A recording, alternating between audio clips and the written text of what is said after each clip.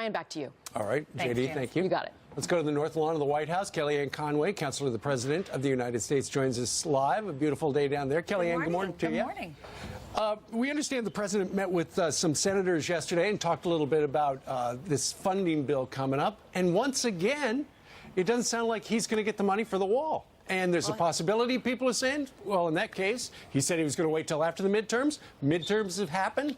Will there be a government shutdown? The president is keeping all options open. He's made that clear. The one thing he's made clear for 3.5 years now, and it helped him to win the presidency indeed, is that we are a sovereign nation in need of physical borders. And I don't know if there's anything that he's been more explicit and consistent on in the last 3.5 years. Congress needs to act. Congress needs to act on the wall funding, but Congress also needs to act on immigration. We now have a couple of judges in this country responsible for the immigration law for all of us. And Congress has failed to act. Republican and Democratic Congresses, frankly, have failed to meet the president's very modest demands on ending the visa lottery system, ending chain migration. He was willing to do a deal on DACA, the Dreamers, as you know, and of course, I think one of the centerpieces, the wall funding. We see day in and day out that people are pouring over the borders poison. The drugs that are coming through our southern border is unbelievable. The fentanyl, the heroin, the cocaine. In addition to people coming not through one of the 26 legal ports of entry or not as one of the 33 million who have immigrated here legally over the years. The president has made clear he wants people to come here legally. There's a process in place. Do it. There are 26 ports of entry. Enter them. The DHS processed a record 38,000 claims of fear last year, claims of credible fear last year. I mean, we're doing all we can. The brave men and women at the border, we're doing all we can. You had General Mattis and Secretary Nielsen there just this week. You see some enhancements going on at the border. $1.6 billion is a modest down payment for the security of this nation. All right, let's talk about what happened yesterday in the Senate. I know that Mitch McConnell's the ultimate deal maker. Him and the president seem to be on somewhat of a roll. I'm wondering, what can you do in the lame duck session? What can you tell us could be in the works? We know about the president's goal of building the wall and also the middle-class tax cut. Either one of these things on the table. It's all on the table. But the fact is the president also is looking at getting more of those judicial and executive nominations completed. He's had a record run on in the district courts, the U.S. Circuit Courts, and, of course, 2 to the United States Supreme Court.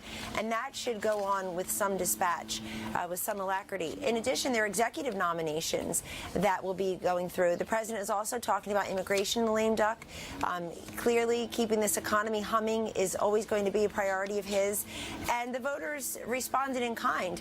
Speaking of judicial nominations, if you look at, and we'll include Bill Nelson here since he lost the Senate race in Florida, you've got the 4 Democratic senators who voted against Kavanaugh who were up this time.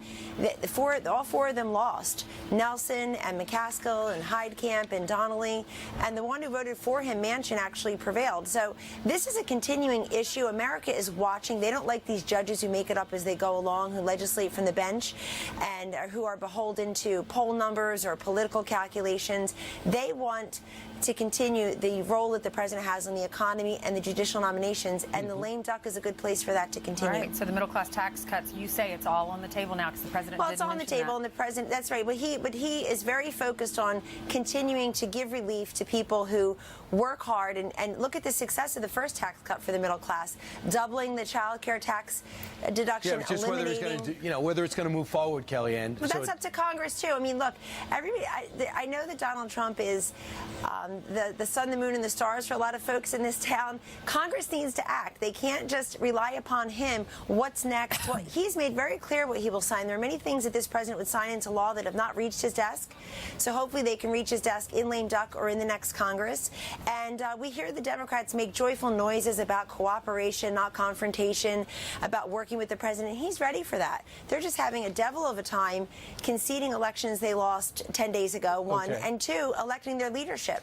All right, Kellyanne, regarding the Robert Mueller investigation, word is that the president and his lawyers have been formulating some answers to some of the questions. Rudy had a soundbite yesterday, or a quote yesterday, about how some of the questions are problematic, that essentially they're a trap. What can you tell us about that? Well, I can tell you that this president and everyone around him has been nothing but 100% compliant for a year and a half now. Millions and millions of dollars later, months and months later, 1.4 million pieces of paper, 33 plus people having met with or complied with requests from the Mueller team, including the President of the United States. I'm not privy to the specific questions. We are walled off from that here at the White House, and rightfully so. But the President has said there's no Russia collusion, and he's also said that he's complying, and he is with his attorney. So I can't comment further about the legal specifics, except it's very important to note that the people who promised they were going to frog march Donald Trump out of the White House because of Russia collusion 2 years ago are now belly aching about something else. All the while he's compliant. And all the while, let's go back to the media poll that was released last week. 2 data points. 42% say they approve of the way Mueller's handling the investigation. 46% disapprove. That's underwater. Separate data point. 41% of Americans polled, according to media polls, 41% only say that the investigation is justified, and 54% say the Mueller investigation is politically motivated. That public opinion and public appetite has really shifted. You know, you can really tell that she used to be a professional pollster. She's got those numbers right there. Kellyanne, thank you very much for joining us. Thank you. Kellyanne. Have a great day. You too. All right, first it was Amazon. Now